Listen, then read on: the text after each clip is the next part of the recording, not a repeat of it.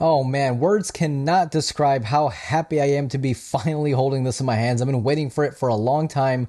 Google's very first foldable phone, which just so happens to be the world's thinnest folding phone. And I mean, it is really thin. I'm going to show you guys a comparison later on in this video with other phones.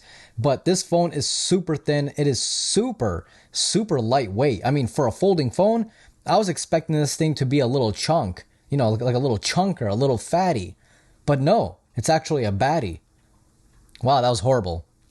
Please subscribe. So the time is basically 7 p.m. I've been using the phone since 2 p.m. So I did have a good few hours of actually using the phone. And, well, here are my first impressions. So the first thing is the cover display. The cover display on this phone is so good.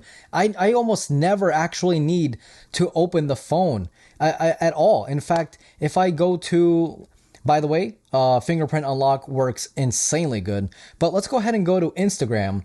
And as you guys can see, you're not really feeling like you're missing out by not opening the phone up like you would with, for example, the Galaxy Z Fold 4.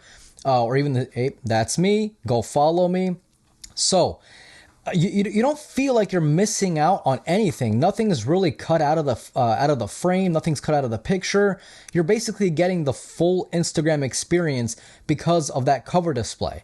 Now, I'm waiting for developers to actually take advantage of this phone because once you open it up, well, you're not really getting the full screen Instagram. You're getting kind of like just basically this, but right here. So you're still getting Instagram, but it's not really the whole display. And by the way, you can move it to this side by just simply double tapping. But honestly, if I were you, I would just kind of use it this way. But no matter what you're doing on the cover display, it just seems good. It just seems like a normal phone experience. And this phone being so thin and lightweight, I honestly never once felt like this phone was going to fall out of my hands or too like top heavy, or it just seems so balanced. And I mean, I could tell Google did a really good job of actually designing this phone for it to be comfortable to use, with the main display being like the main display, right? But then once you open it up, you do get that kind of more extended feel to the phone to watch your movies, to play your games, video call, so on and so forth. But I just cannot get over this design. It is so good. You can see that the millimeter wave 5G right there. You got one speaker here, which also does the same as this speaker right there. So the sound will come out of here and here if you're listening to music. Obviously, if you're on a phone call, it'll only come out of that earpiece. You got your microphone canceling right there. Then the second mic canceling right there. You got your microphone to talk into, and then another mic for canceling right there, and then your SIM card, and of course your USB-C right there. Now, as for the cameras, the main camera is a 48 megapixel camera. The ultrawide and the telephoto are both 10.5 megapixels. And that's kind of the one thing I'm not really too excited for. The telephoto camera on this phone is actually not that great.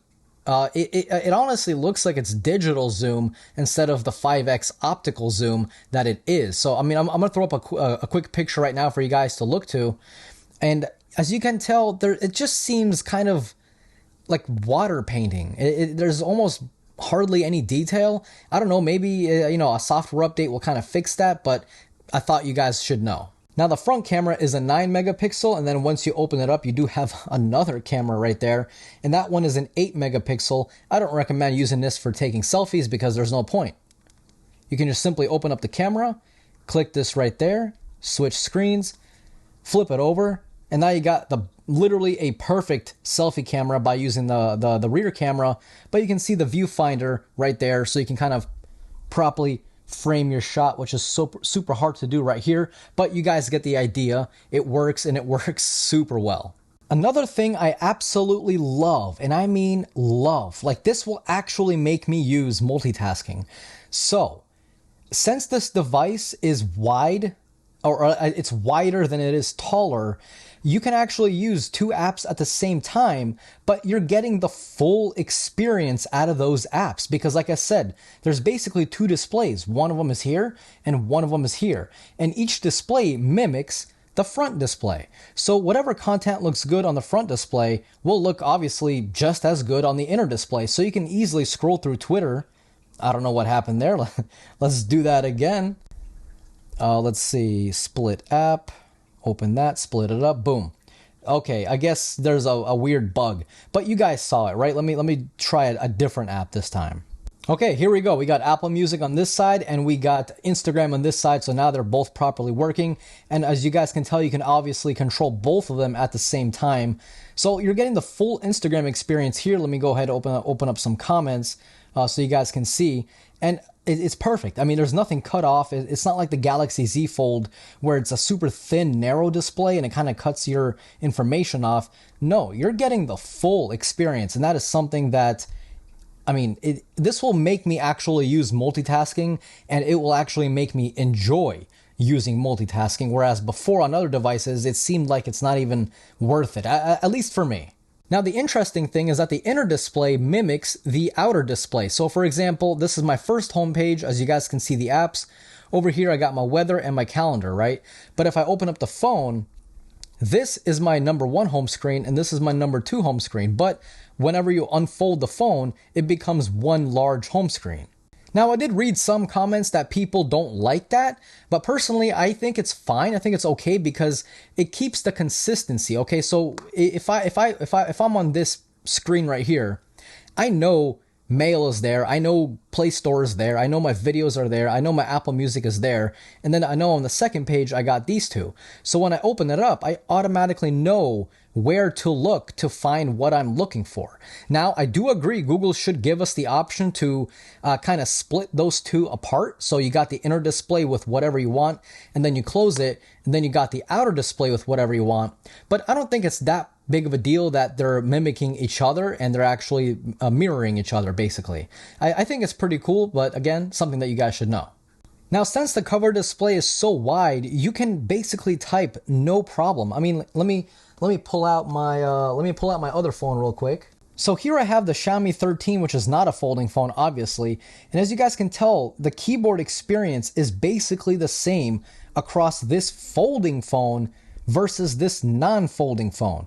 So that just goes to show that you're getting basically the full keyboard experience with this layout. So you're less inclined to always have to open up the phone to send a quick text message rather than just closing the phone and then just typing out your text this way. I mean, it's just, I find myself using the cover display a lot more than the inner display, but whenever I do use the inner display, it's just a nice little bonus of owning this phone. Anytime I watch a YouTube video, Netflix show or video or movie, whatever, it's just so, I love this phone. I know I'm hyping it up too much, but look, I'm excited. Now, of course, this does have the Google Tensor G2. It does come with 256 or 512 gigabytes of storage, along with 12 gigabytes of RAM. Now, we'll see how this affects the battery life, because we all know the Google Tensor Generation 2 is not exactly what I would call a very good chip. It's an okay chip. The phone's very smooth, don't get me wrong. I mean, this phone absolutely flies through whatever you put it, but we're talking about battery life, right? Because I need a few days, at least a week, to really know how the battery is on this phone, considering that it is, again, Google's very first folding phone with a massive, what is it, like a 7.6 inch inside display. We're going to see how that affects the battery life. Right now it's at 46%. Now the outer display is 5.8 inches, which is kind of like your standard, you know, on the smaller end of scale for smartphones. But again, it is just so comfortable to hold. I can't get used to it. It's so good. So as far as first impressions go, I love it. I mean, I absolutely love this phone. Is it worth $1,800? Look, man, I don't know. That's a lot of money. I get it. But you're getting a whole lot of phone. You're getting the world's thinnest smartphone. And by the way, for you guys that are wondering, no, this does not open up all the way. Whenever you first open it up, it kind of stops right there. And as you guys can see, it's not fully like 180 degrees open. It's kind of like just a little bit closed, you know what I mean? But you can kind of push it open and then it's 180 degrees. But I mean, that, you know, it's not really like a downside or anything like that. It's just something that you guys can keep in mind whenever you do unfold the phone. It is going to be a little bit folded like this, but honestly, you get really used to it. Or if you want, you just like again force it open a little bit more, and that's it. Just don't force it too hard, or else you'll break it, and then you'll be left with a $1,800 paperweight. Thumbs up. So guys, that's basically it. Those are my first impressions of this amazing phone. I cannot wait to actually start using it. I barely have any apps in here yet. I just downloaded like the apps that I use the most, like Telegram and my social media apps and YouTube. I still gotta download all my apps. This will be my main phone. I have my SIM card in right now, as you guys can tell. So this will be my main phone going forward, and we'll see where this road takes us. So if you guys are new here and you want to see more pixel related content, definitely hit that like button to let me know that you guys want to watch it. And if no one watches it, well, then I'm not going to do any videos on it. That simple. If you guys have any questions, drop me a comment down below. And if you found this video to be helpful, again, hit that like button. And if you are new here, consider subscribing. This was Mark from Mark's Tech. Adios.